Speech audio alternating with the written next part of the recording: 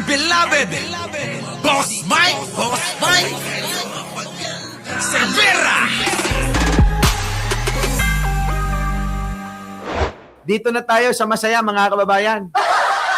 Nako po mga kababayan, Leni Robredo mangunguna sa survey. Talaga ba? Talaga ba mga kababayan? O, pasok! Vice President Nako mga kababayan, makinig kayo. Iwan na natin si Martin, makukulong din naman yun eh. Hintayin na lang natin yung mga vlogger niya na mismong bumanat na sa kanya. Di ba na? Hintayin na natin na yung mga vlogger niya mismo na nagtatanggol kay Martin, sila na mismo ang bumanat sa kanya. Tinuturuan ko nga iba, sabi ko, sabihin nyo lang, inalin lang kayo. Oo. Saan kayo inalin lang? Yung pa, Ayan. Yung mga pag ganun niya, akala nyo kasi cool na cool, kaya napasama kayo. Yun lang sabihin nyo. Eto na. Pakinggan nyo to. Nako, nagdidelikado na ho si Sara Duterte, mga kababayan. Seryoso na tayo. Nagdidelikado na ho si Sara Duterte, mga kababayan. Hindi pa ho nagdideklara na tatakbo si Leni Robredo. Aba mga kababayan, guhit na lang ho. Ang diferensya sa survey, totoong survey, hindi dinaya, di katulad ng mga binabalita ng mga ilang mga survey company dyan, Marites Musni, na dinadaya nila. Eto ho, sa Okta na to mga kababayan. Nako! Pasok! habol kay Vice President Sara Duterte si Naga City Mayor Leni Robredo sa 2028 Presidential Survey ng Octa Research. Sa programang Storycon ng One News, sinabi ni Octa Research President Ranjit Rai na lumiit na agwat ng dalawa. Nako, mga kababayan!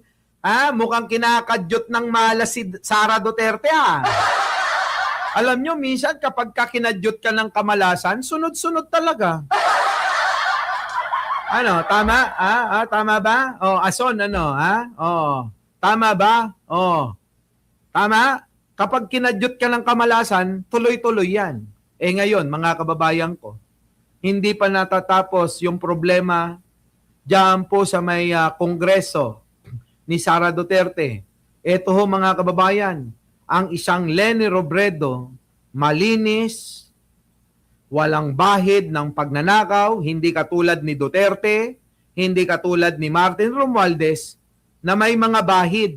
Kaya ikaw, Martin, wag mo nang pangaraping maging presidente, hindi ka mananalo.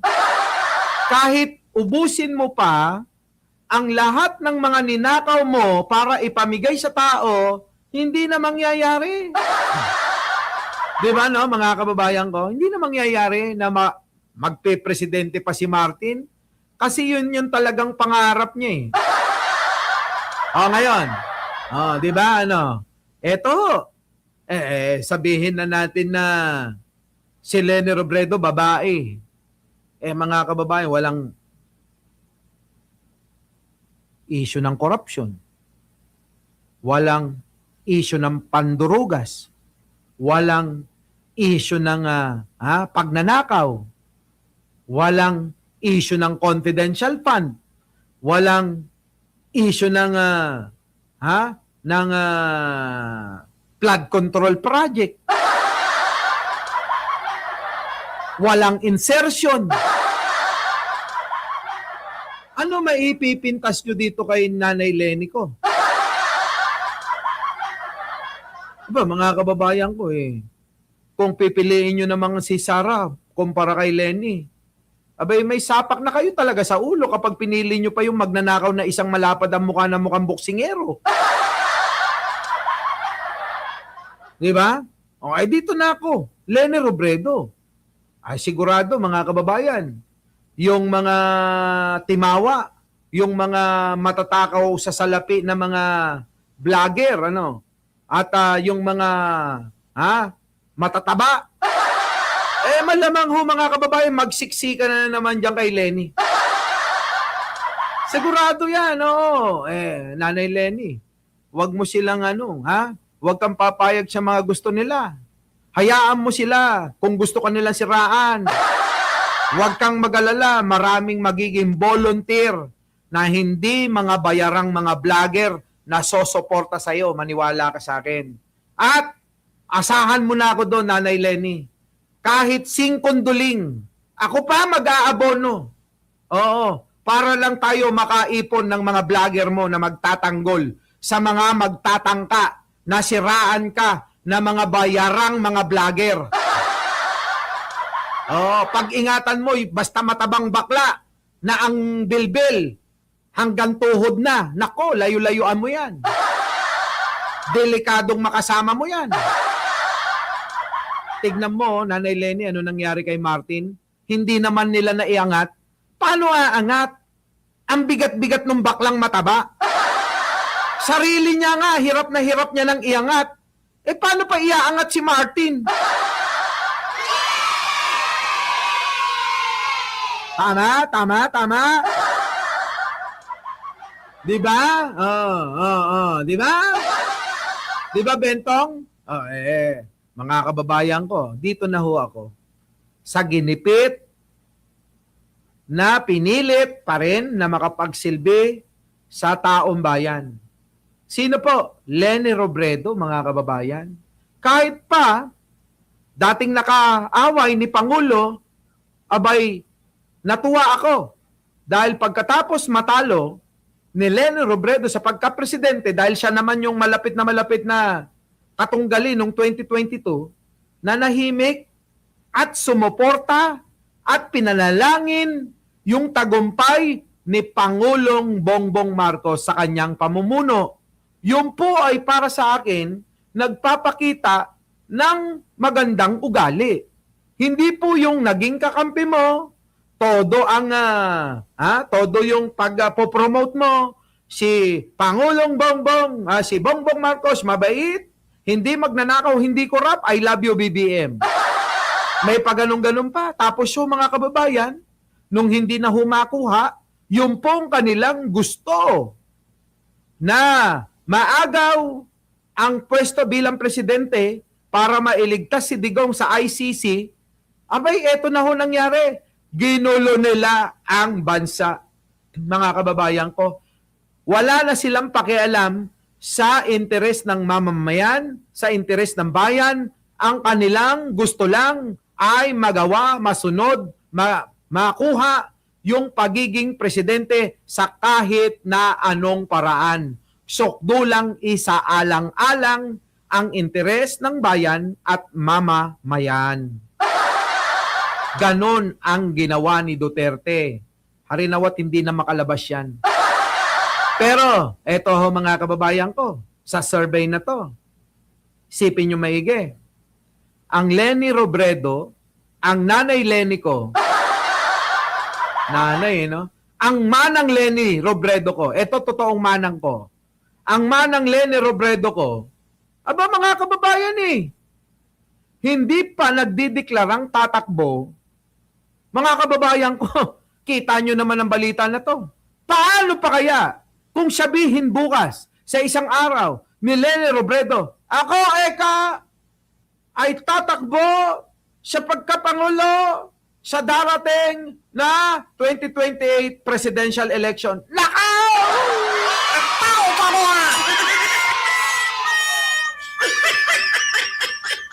Yari na mga kababayan. Yari na. Kasi ako'y naniniwala, ang mga loyalista susuporta na kay Leni. Ang mga loyalista marunong huyan ay tumingin. Hindi ho naka-stack ang mga leeg niyan. Marunong ho lumingon. At marunong ding magtanda. Oo, Kalodi, live na live ako. Marunong magtanda. Tinatandaan kung sino yung mga taong mga naninira kay Pangulo sa mga Marcos. Tinatandaan yan ngayon. Kung natandaan si Leni Robredo, katulad ko, wala ho tayong narinig na paninira kay Manang Lenny ko. Wala tayong matandaang paninira ni Manang Lenny ko mula noong matapos ang 2022 election. Wala ho. Natatandaan po yan ng mga ano ng mga loyalista Natatandaan. 'Di ba, mga kababayan? Eto na. Ngayon mga kababayan ko, yari na mga kababayan. Kapiranggot na lang daw. Si Sara Duterte, baka nakakalimutan nyo, halos sa kalahating taon na ho, o mag-iisang taon na, mula nang magdeklara siya na tatakbo, napakaaga nga mag-iisang taon na ho, mula nang nagdeklara na tatakbo si Sara Duterte. Ang tanong ko, may kasama? May sumama? Di ba puro mga pipitsugin? Vice Mayor na Sargo ang ilong. Congressman na magnanakaw din ng lahi na nakulong. Congressman na kumita kay Digong ng limpak-limpak na salapi na laway-laway lang. Mga kababayan, puro mga magnanakaw. Mga kakampi ng Sara Duterte nyo.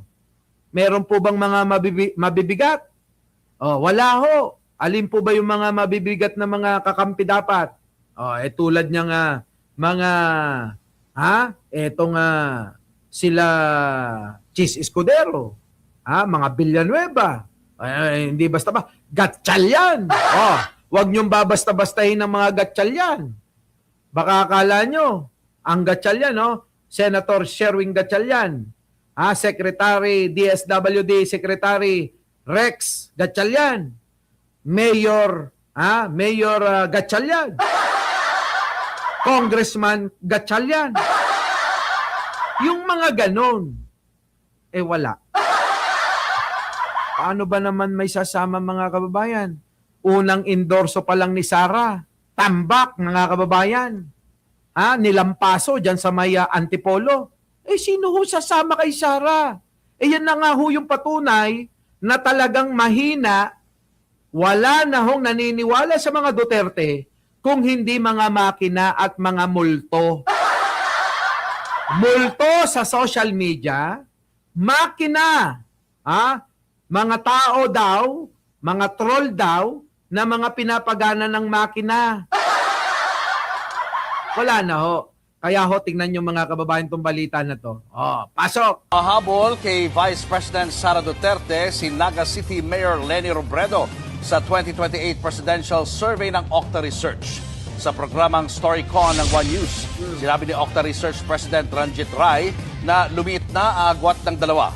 Hindi pa inilalabas ang opisyal na resulta ng survey pero ayon sa presidente ng Octa, nasa 9 hanggang 12 puntos na lang ang pagitan.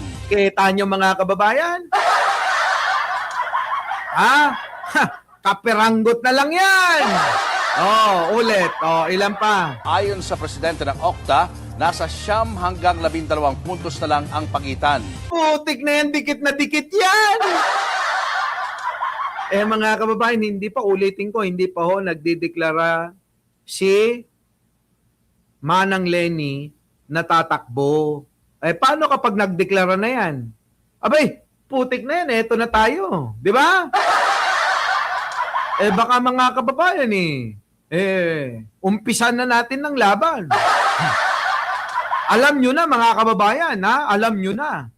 Kung Leni Robredo at Sara Duterte lang, putik na yan si Sara Duterte ilalampaso sa inidoro. Tandaan nyo, ipupusta ko yung isang itlog ko. Kung sa debate nilang dalawa, nagagawin sa mga mainstream media, dadalo yan si Sara Duterte. Hindi dadalo si Sara Duterte, tandaan nyo. Ipupusta ko yung isang itlog ko para may isang matira. Huwag naman dalawa, isa lang muna. Oo, di ba? Isang itlog ko, ipupusta ko. Kung dadalo si Sara Duterte sa mga debate. Ako, hindi talaga dadalo. Baka may gustong pumusta sa inyo.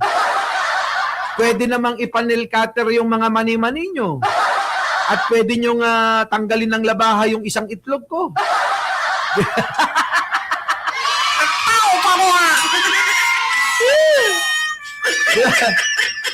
Wale, tuloy.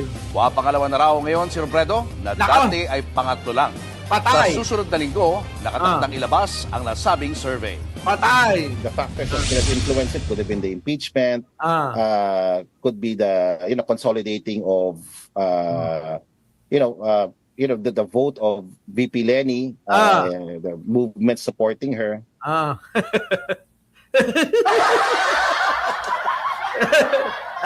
Di ba, Marijo? Ano, Oo, ano na. Sana sa'yo mangyari. Ano ba yung pinagsasabi? Hayaan nyo, huwag yung pagpapatulan yung mga unggoy. Ito na mga kababayan ko. Yan ho, Leni Robredo. Nako, Diyos ko po. Mangunguna na yan sa survey. Malayo pa ho ang 2028. Tandaan nyo, si Sara Duterte ang nauna na magdeklara. Hindi pa nagdideklara si Manang Leni ko. Pag yan nagdeklara, maniwala kayo. At pag yan, sinabi ni Manong Bongbong kay Leni, ang suporta ko. Landslide yan mga kababayan. Landslide. Mauulit yung 2022 election. Si Sara Duterte, abay puro na lang yan, puro na lang yan doon sa may bandang piling na lang. Si Leni Robredo mga kababayan, Diyos ko. Namumutakti ang kulay pink. Ang kulay rosas. Diba? Diba mga kababayan ko? Siyempre, magiging volunteer tayo. Diba? Magiging volunteer tayo, mga kababayan. Isa lang naman ang gusto ko dyan. Baka naman pwede, Nanay Leni, sama mo naman sa ticket si Atty. Claire Castro, Huwag niyong papabayaan si Ate Claire ko. Diba no? Huwag niyong papabayaan si Ate Claire ko. Diba?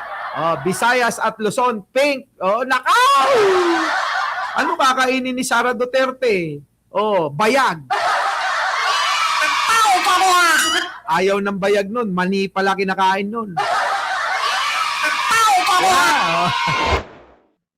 Our beloved Boss Mike Cervera.